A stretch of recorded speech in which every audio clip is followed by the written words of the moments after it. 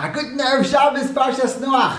The great Avnei Nezer, the Sachach of Rebbe, explains something beautifully in this week's Parsha. He says, we know Chum, he saw his father uncovered, and he went over and he told it over to his brothers, and he got cursed to become a slave. What does a slave have to do with Chum's sin? The Avnei Nezer explains it, he says like this. He says, a person cannot own something spiritual, only something physical. I could have ownership, I could own something physical. A person is spiritual. What makes a person spiritual? It's his eyes and his mouth. That are the two organs that make a person spiritual.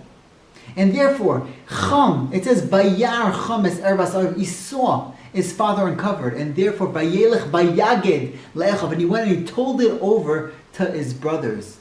Since Chum ruined his eyes and his speech and his mouth, then he became something physical. When he became something physical, then you could have ownership over something physical. You could become a slave.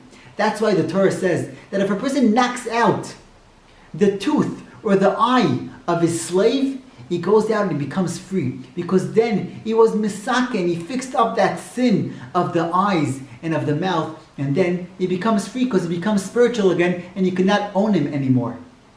We know that Esav is the root of the bad, of the ra in this world. Esav is the letters ayin, veshin, ayin and shin, the ayin, the eye, and the mouth, the shein. When a person fixes up his eyes, looks only on the right thing, and his mouth, he only talks the right thing, then he becomes spiritual. Have a great Shabbos.